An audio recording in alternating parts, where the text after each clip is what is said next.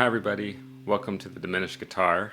Today I wanted to talk about contrary motion and how to apply it to Barry Harris scales of chords using a concept called the elevator. So everything on this channel is inspired by Barry Harris harmonic concepts, and this channel is really just a journal for me to document where I am in my process of learning all this stuff.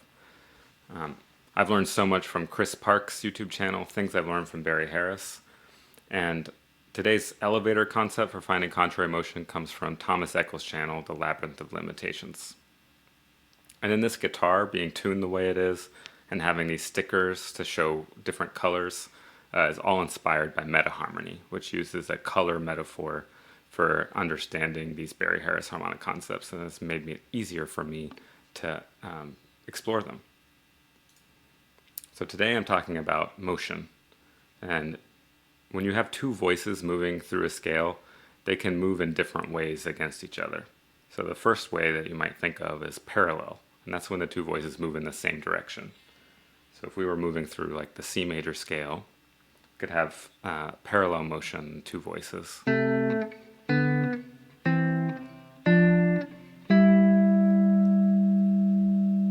Another way the voices could move is one could stay the same and the other one could move against it, and that's called oblique motion. So that would be like this. And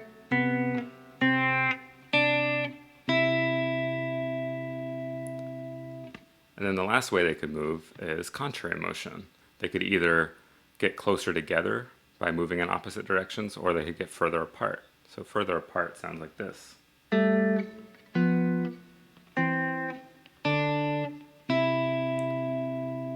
That's what we're going to be talking about today. But first I want to back up, explain what these colors mean, and how this guitar works. So this guitar is a diminished guitar, and that's because I tuned it so that the open tuning is all at the fully diminished chord. And I have these different colored stickers all over the frets. And those all come from metaharmony. So the idea is if you try to build a diminished chord off of all of the 12 notes, you'll find that you can only build 3 unique chords. And Tom Glazebrook has called each of those a primary color. So you have the yellow diminished, red diminished, and the blue diminished. And because this guitar is tuned to a diminished and I put these stickers on the guitar, I can tell which diminished I'm playing on which fret. So I know that if I'm playing a blue fret, I'm playing the notes B, D, A flat, and F.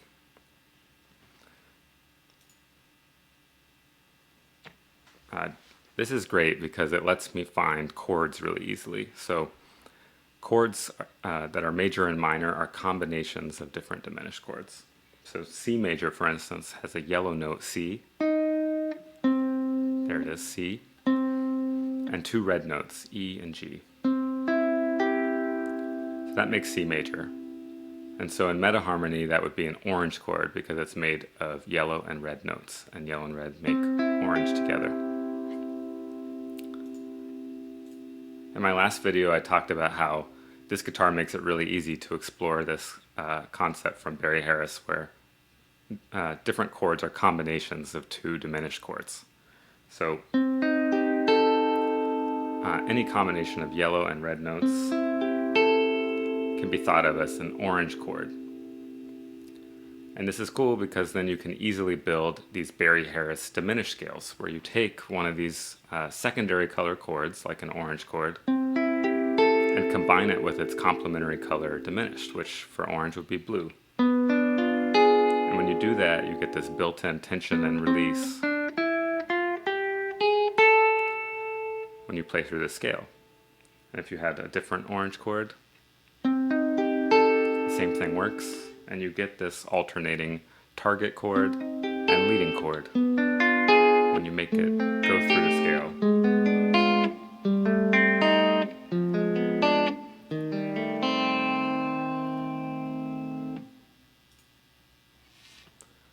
So what you find when you do this is you can make all these different types of secondary color chords, and you end up with all of these potential scales. And I go into this in more depth, but that C minor 6 that I just played is represented in this map here, and I combined it with the blue diminished to make that C minor 6 diminished scale.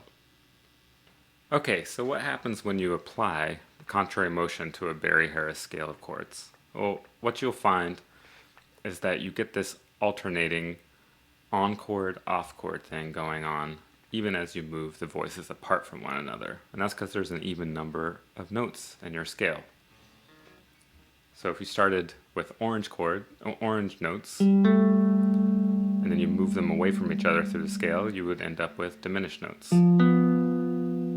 And you move those away from each other, you get orange notes again. Diminished notes. Orange notes. Diminished notes. Orange notes. And it would just keep going on that way as you move them apart. And that's really cool. And it's a great way to get this sort of spreading out effect. But sometimes that can be a little too sparse. And it would be nice to be able to find like what notes would fit within those intervals that you've created. And that's where the elevator comes in from Thomas Eccles. So the elevator is a way to quickly be able to get contrary motion just by moving through a series of voicings. So what I just talked about with the elevator, what I just talked about with contrary motion would look like this on the elevator. It started with unison, and then it went to third and fifth as the voices get more and more spread out, to a sixth, octave plus a third, octave plus a fifth, octave plus a sixth, and you would get 2 octaves, and the pattern would keep repeating. What Thomas Eccles did with the elevator was identify voicings that correspond to each of those intervals so that you can add the notes from the chords in between your interval. And the way it works is like this. So if you started with unison, just one note, and then you wanted to build a third, that would be the next floor of the elevator. There's no notes in between a third that are from the same chord, so that's just 2 notes. For the fifth, you would end up with a triad, so that this would be a fifth, and you have this note that you can add in the middle, so that makes a triad. For the sixth, you can build a closed position chord on this guitar because of the way it's tuned. On a standard tuned guitar, you would use what Thomas calls a shell, which is because it'd be sort of awkward to play all these notes and really stretchy. So you end up playing the outer voices, and then you can choose to either play the fifth, so you end up with this, what Thomas calls a high shell, or you can play the third, which is the low shell. But on the diminished guitar, you don't have to choose, you can just play all 4. The next stop would be an octave chord. I can play all 5 notes, but on a normal guitar you might play 3 or 4. You'd have the octave on the outside and you pick which notes to play. Drop 2. Sounds like that. Drop 3. Sounds like that. And then a drop 2, 4. And that's where a normal guitar has a leg up on the diminished guitar. Because this is tuned close together, drop 2 and 4 gets really stretchy, and I have to use this open A. As a quick aside, I want to talk about drop voicings and why they're called that. So if you have a closed position chord, you can move some of those voices down an octave to get a more spread out voicing. And so a drop 2 is when you take the second highest note. So starting from the top, you would count 1, 2, and you drop that note down an octave. And so you get a drop 2 voicing. And all that's happening is, with respect to the soprano note, which stays the same for all these, the bass note gets further away. So a drop 3 is made the same way. You would take the third highest note, so 1, 2, 3. You would drop that an octave, and you play all the rest of the notes. That's a drop 3. And then the drop 2 and 4, you take the second and the fourth highest notes. So this would be these ones, and you drop those down an octave, and you end up with this voicing. So that's really spread out. And so you can see this allows you to have those intervals grow, but you still have some notes in the middle to play with. So this elevator concept makes it really easy to add contrary motion if you just learn the series of voicings. If you find that you yourself want to drop 2 and you want to apply some contrary motion and move the voices inward, you can move to an octave chord. So let me show you what that looks like. I'm going to go up the elevator, which means the voices are going to get further apart. I'm going to start with a diminished note, B, in my C6 diminished scale. So that would be like this. Then we go out to a third, and then out to a triad for the diminished, out to a closed position chord for the on chord, go to an octave chord. You can choose which notes to play of that, and then out to a drop 2. So that's going up the elevator on a diminished scale of chords. One thing I wanted to highlight here was there's another way to make a drop 2 instead of just dropping the second highest note.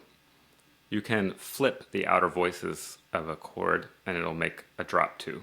So if I have this chord and I move the G up an octave and I move the E down an octave, you end up with a drop 2. And Barry Harris calls these types of chords short chords versus long chords, and he has these series of moves you can do using those, and I think I'll talk about that in my next video.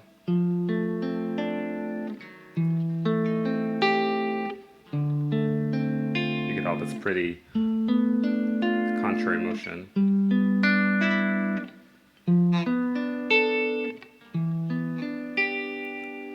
By playing the short and long voicings and moving between different chords.